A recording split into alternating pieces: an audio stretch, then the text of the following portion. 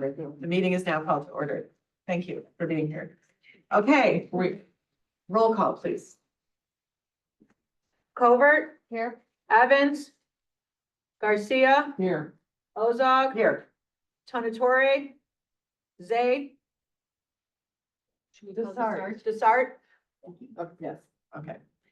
Okay, chair remarks, welcome back, everyone, and thank you all for being here. We now have a staff recognition. Mike Winzewski is 10 years, 1 month in our service and 22 minutes. All right, so, Mike, can you step up, please? All right, so, first of all, we're here to honor Mike Wisniewski. He is a senior engineering technician in our permits unit. And this is in honor of his 10 years with DuPage County and about 30 days. And this follows 37 years at IDOT. So that's an amazing total of 47 years in public service, which is just incredible. And he's now amassed 27 of those years in reviewing and processing highway permits and development plans. And frankly, this is simply a great resource for DOT. He blends that experience of his county employment and his previous IDOT experience and really gives us a resource that's hard to match. He's instrumental in helping train and other review staff. He's always willing to adjust his priorities. I've also known Mike for about 30 years. And he's simply hardworking, totally reliable. He's really a great employee and just a great person. And congratulations.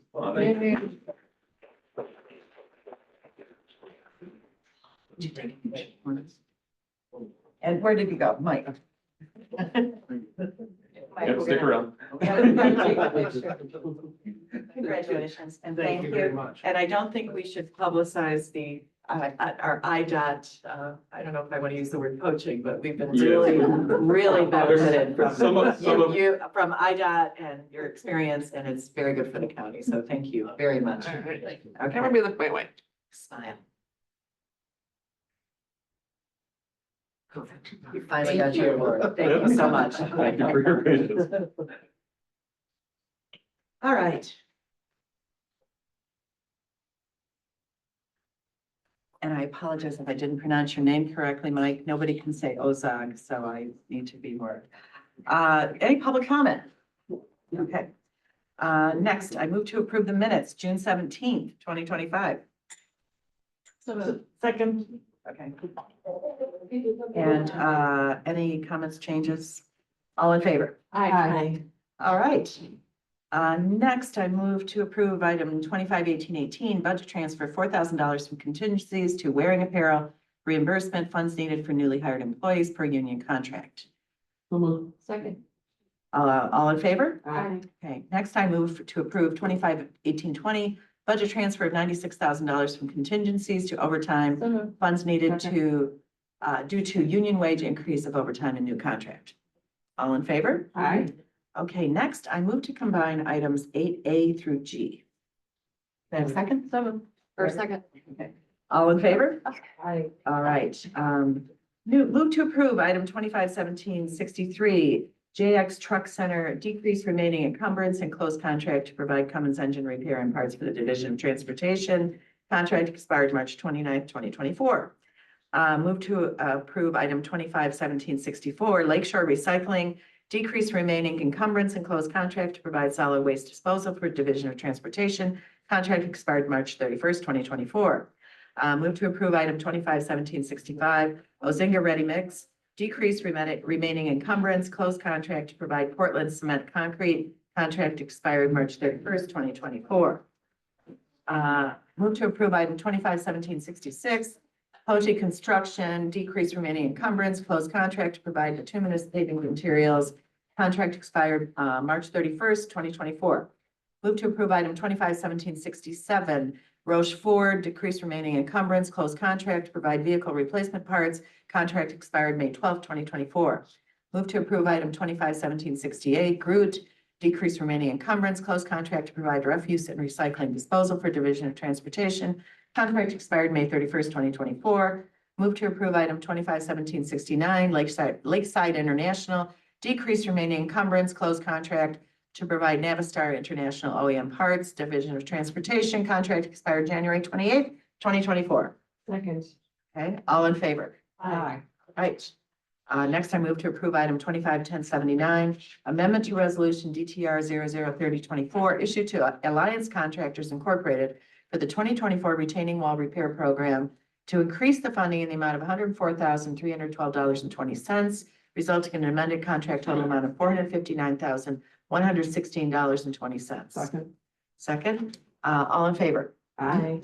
Okay, next I move for approval of item 25-1770, amendment to resolution DTP 0154A22, issued tonight for professional phase 2 design engineering services for improvements along County Highway 21 Fabian Parkway from Illinois Route 38 to County Line Section 08-2010-3 FP to increase the funding in the amount of $75,452.66, resulting in an amended total contract of $880,807.32. Do I have a second? Second. Okay. Member Garcia. Yeah, I was just wondering what the reason for the increase was. Sure. So we've been studying how the drainage works on this particular corridor. And there is some ambiguity about whether or not we have in the existing condition as we were planning it, enough stormwater detention for the new facility itself. The extra is a lot maybe for this contract, but it frankly is going to save us a year on going to construction. And on a multi-million-dollar project, it's going to save the county a lot of money rather than debating whether or not the pond that we're adjacent to can handle our additional runoff. We're just going to create the runoff in our right of way, the space for the runoff in our right of way and just avoid the conversation. Great. So this is a proactive. Yes. Great. Okay. Any other questions? Okay, all in favor? Aye. Okay, next to move on to procurement requisitions. I move to combine items 9A through E. Second. Okay, all in favor? Aye. Okay, I move for approval of 25-1743, recommendation for the approval of a contract purchase order to Centess Corporation to furnish and deliver medical supplies and to provide service rental floor mats and mechanic uniforms for the period September 12th, 2025 through August 31st, 2026 for a contract total not to exceed $15,000, contract pursuant to Intergovernmental Cooperation Act. I move for approval of item 25-1776, recommendation for the approval of a contract purchase order to Rhythm Engineering for one game changer portable traffic data collection system with a yearly membership for the Division of Transportation for a contract total not to exceed $18,500, not suitable for competitive bids, sole source. I move for approval of item 25-1754, recommendation for the approval of a contract to Patson Incorporated doing business as Trans Chicago Truck Group to furnish and deliver Freightliner repair and replacement parts as needed for the DOT fleet for the period September 1st, 2025 through August 31st, 2026 for a contract total not to exceed $25,000, second of 3 renewals. Move for approval of item DTP 003925, recommendation for the approval of a contract to Joe Johnson Equipment doing business as Standard Equipment to furnish and deliver OEM parts and repairs on Vectors, Elgin sweepers, and EnviroSite sewer cameras for the Division of Transportation for the period September 16th, 2025 through September 30th, 2026 for a contract total not to exceed $60,000, not suitable for competitive bids, sole source parts and repairs. Move for approval of item DTP 004025, recommendation for the approval of a contract to International Cybernetics Company doing business as IMS Infrastructure Management Services for pavement condition rating and annual maintenance and support services for the DuPage County Pavement Management Program for the period August 13th, 2025 through August 12th, 2026 for a contract total not to exceed $75,201.20 with one option to renew for an additional 1-year term. Okay, I have a second. Any comments or questions about any of those items? Go ahead. Chair, I had a question on 25-1776 with regard to the game changer. So I was just looking on the procurement checklist and it didn't have like a lot of information. I keep thinking of a portable being like this very small handheld thing that you're like walking around with or something. So I just wanted to know more about this traffic data collection system because I know that you guys already have that at DOT on your computer system and everything. So what is this portable one for? Actually, you know what? I might ask Bill or Steven to this, because it starts to get Yeah. pretty techy, so maybe Yeah. I'm gonna let them. I'm gonna tell you what we have, and I'm gonna let Stephen talk about what this one is that's different. So right now we have, you think of the security cameras, right, the dome cameras we have at our, a number of our traffic signals. Those are cameras that we manually watch from our office, right? If you've been down our traffic center, right? you've Yeah, seen I can, We also have separately some cameras that are about this big, a little smaller than your iPad, maybe half the size of your iPad, that we mount on signposts, on traffic signal equipment, and we rotate those around the county to do manual counts. So you think about the people you used to see sitting on the side of the street in lawn chairs, counting cars. We do that internally now. We record the video with those cameras. We bring the video in and we have our interns or our technicians manually count the video, the individual cars with those cameras. So we have a number of those, and that's a big part of our counting program. I'm gonna let Stephen talk about what's different about these and, or this camera, because it's one camera that we're talking about getting. So, Yeah, so what's different about the game changer is that you still have a camera system that gets deployed and mounted to a signpost, a light pole. But the video camera system actually within the system itself processes the counts as part of the device itself. There's no need to take the camera deployment system and download the video file, put it on our computers. That's got the counting software to do all that in-house. The ability to take that data and have it counted within the system itself and have that data transmitted autonomously to a website, we can just download the reports. It really is a different way to use technology in a way that saves the county money and not needing processing time to physically have someone hitting buttons, counting cars. So we're doing one camera to validate the accuracy of this camera system compared to actually the old way of doing things. So we're going to try this one camera to see if the accuracy of the data is just as good as the ways we've always done it, leveraging the benefits of this technology. That's kind of the benefit of the procurement. very interesting. So And- the 18,500 is for one camera, but it's also, I'm assuming for the subscription service too, because it's probably some kind of service. Correct. It includes the first year included in the price that's presented in the number. If this has been throughout this first year, we see this as a successful project, as a product that we think is really useful for us to do in future years. There is, I believe, a $4,000 subscription that we could pay and present in future procurements to say, this is something we want to keep doing. So over this next year, we're going to compare the old technology with the new, see if it works and is as efficient as the way we believe it will be. But we'll present that separately if that's something that we want to continue going forward with. Is the camera leased, I assume? We own the Oh, equipment. you own the equipment, okay. There, as part of the system, it includes essentially like a cell package where there's like it transmits the data collection to the vendor's website server, Yeah. where we can then download that traffic count data. Yeah, that's part of the efficiency is if we were to do this with a different system, we could certainly send the video that we collect to somebody. But now we have to sit there, anybody who's downloaded anything on the internet, big video files, we've got to sit there and babysit the computer while it sends the video off. This just takes care of it itself on its own cellular connection. So like Stephen said, I mean, if it works well, it's gonna make a big difference for us for our efficiency. And if it doesn't, we're gonna try it and then we just won't do any more. Any other questions? Okay, so for items A through E, all in favor? Aye. Right, thank you. Next, I move for approval of DTR 002225, awarding resolution to Thorn Electric for 2025 traffic signal mast arm replacements at various intersections within DuPage County for an estimated county cost of $1,482,269.60 per lowest responsible bid. Second. Any questions? All in favor? Aye. Okay, thank you. Next, I move on item DTR 002325, resolution to rescind DTP 008923 issued to V3 companies for professional construction engineering services for improvements to the County Highway 4 Bloomingdale Road Bridge over Chicago Central and Pacific Railroad cost was not to exceed $641,743.81. Second. Questions?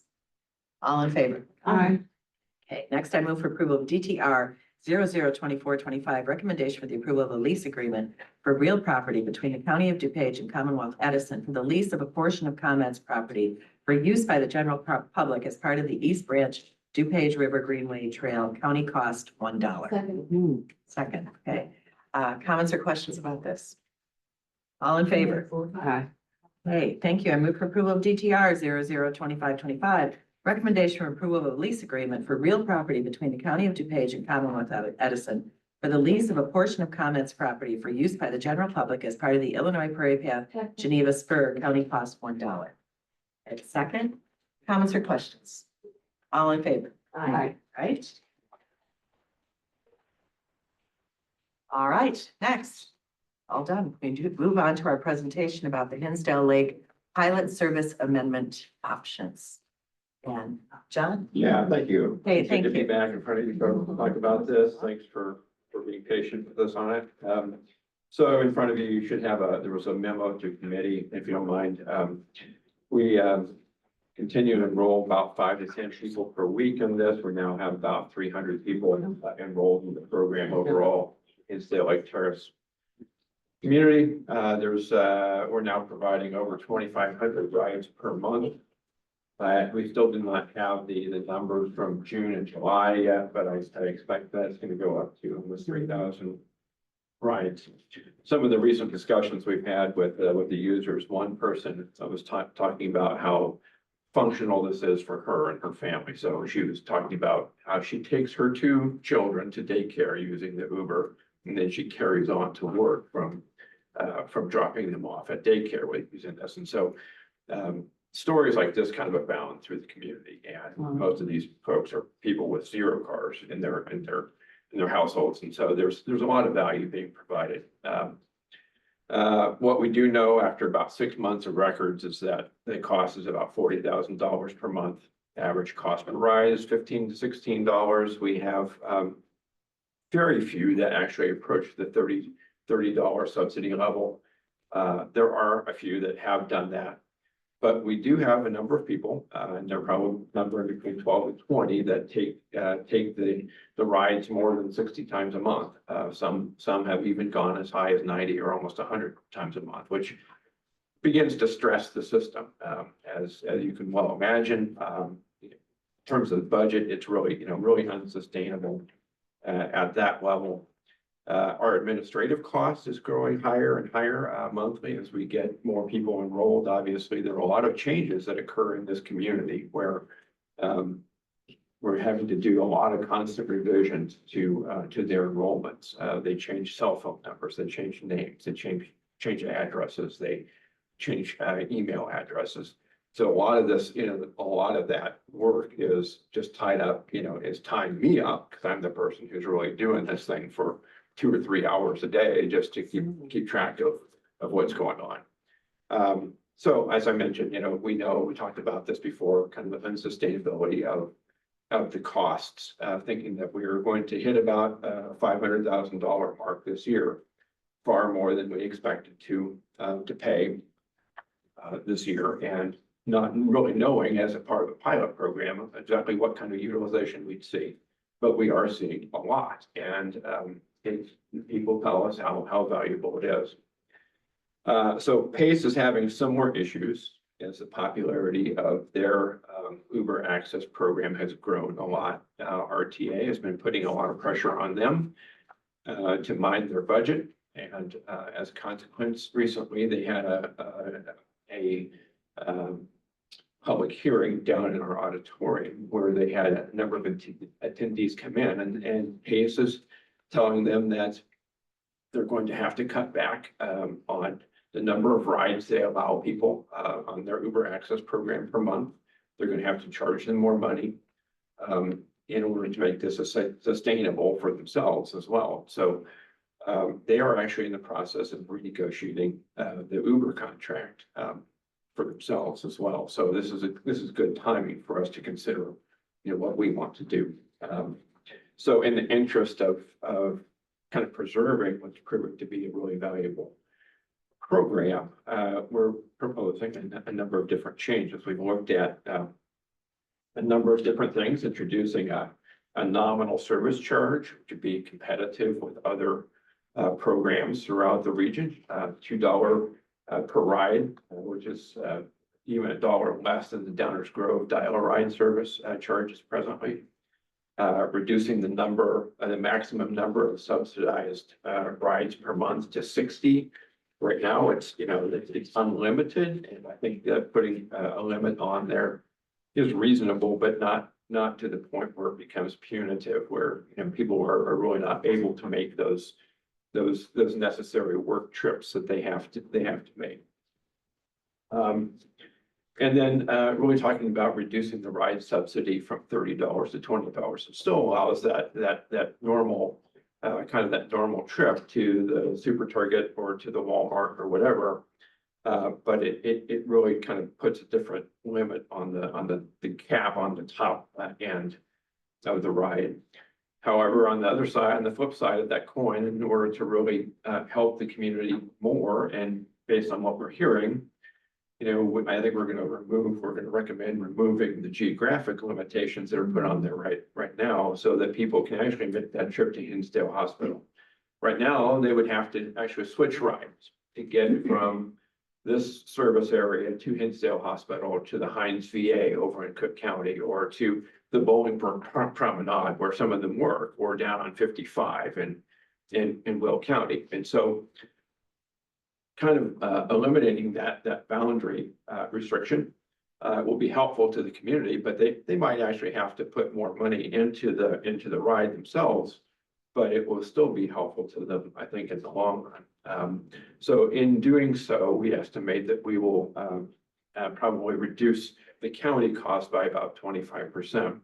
So we're looking at, kind of getting your thoughts and feedback, approval to kind of pursue that policy. And if you have additional thoughts today, welcome to hear it. Yeah, just one thing I'd add, so we kind of created this menu of potential alterations to the program. We threw out an option of combining several of them, and we think that might save the county about 25%, 125,000 of the 500,000 we're on pace to spend this year.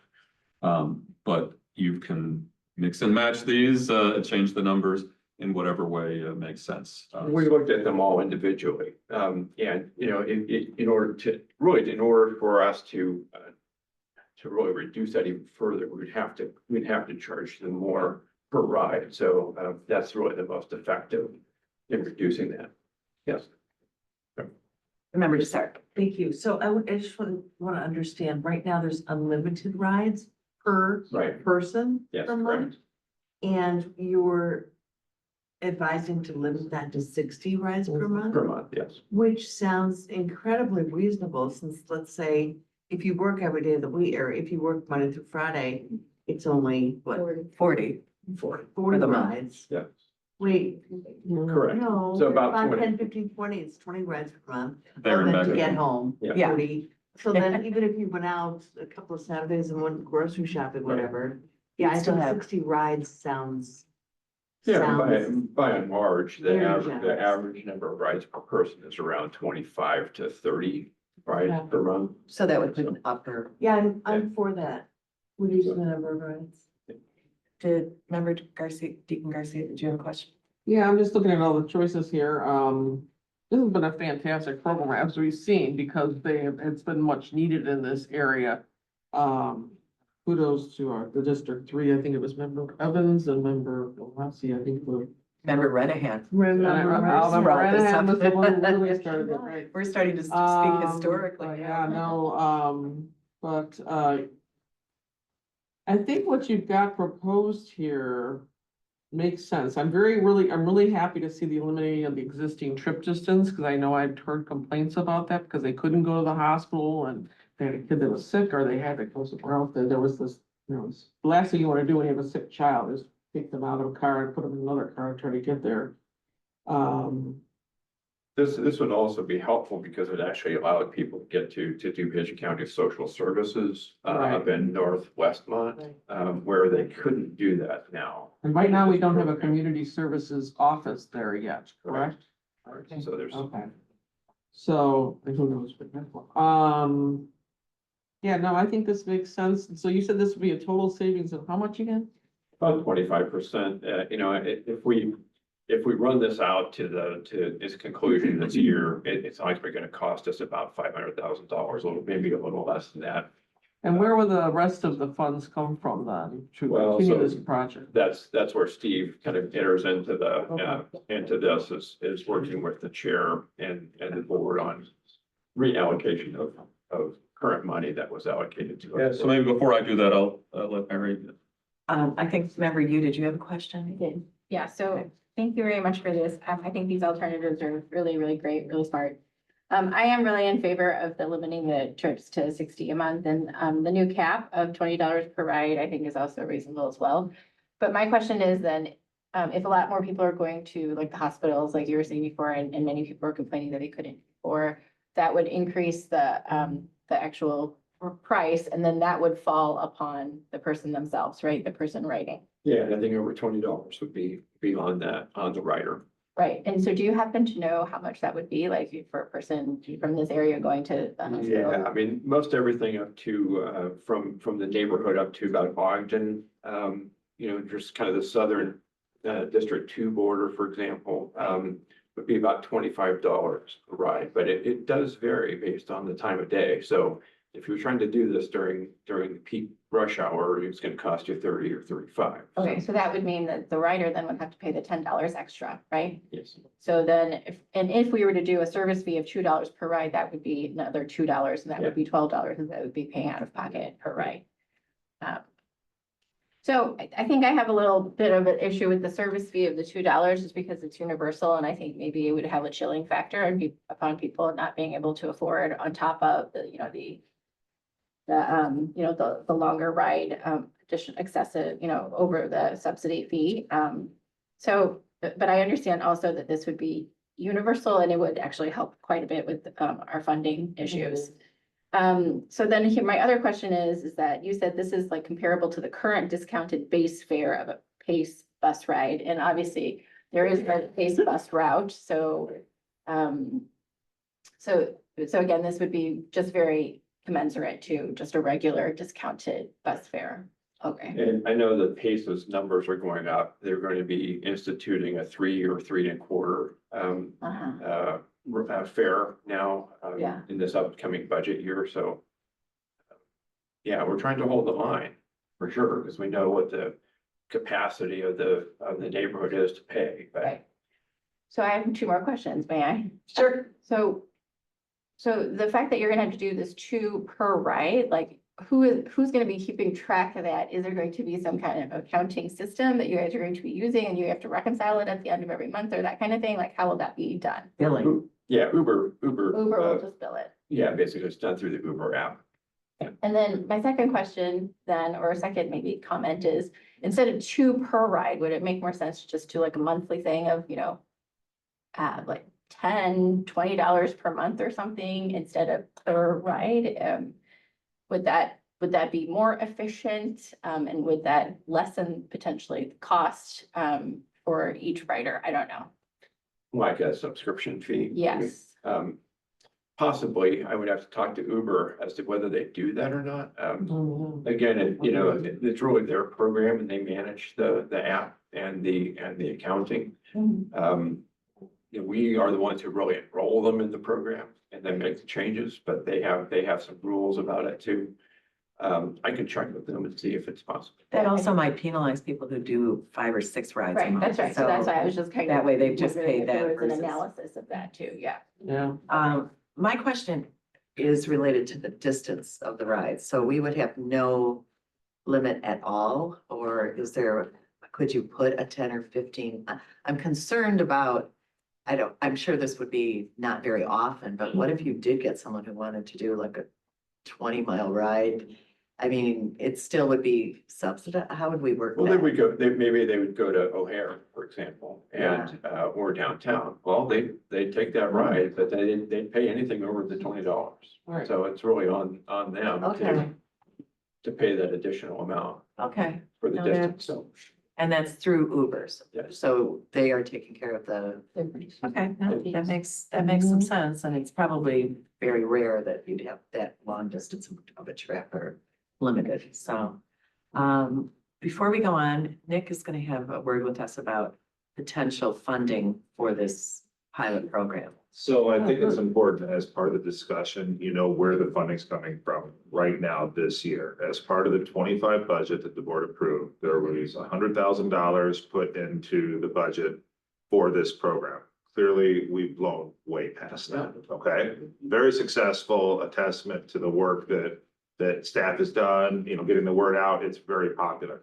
So in addition to the 100,000, you approved 500,000 for the sidewalk replacement, our sidewalk program down there. So keep in mind, as we've blown past 100, we're cannibalizing the 500,000.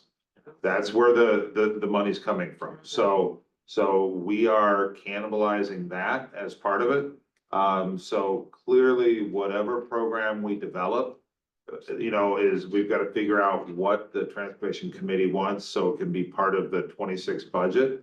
But we just got to think about sustainability moving forward, how we're going to do this. I mean, clearly, we are pursuing all kinds of federal and state grants for the sidewalk program. It's still a priority of the chair. I know it is. But for right now, that is what we're cannibalizing in order to keep this program going. Okay. What do you mean by that term?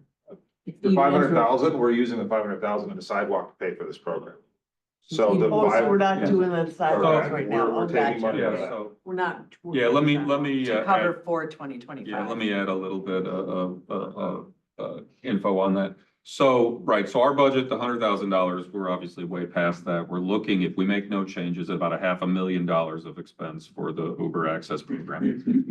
So if we make some changes now midstream, we can probably get them in place and cut that number down. The board had given us the $500,000 for sidewalk improvements. DOT has the ability to fund sidewalk improvements in other ways. Okay. We are also pursuing Safe Routes to School, federal, money. We've been told we have a $250,000 award. We'll see when the next, fiscal year, arrives for the feds but we're expecting that.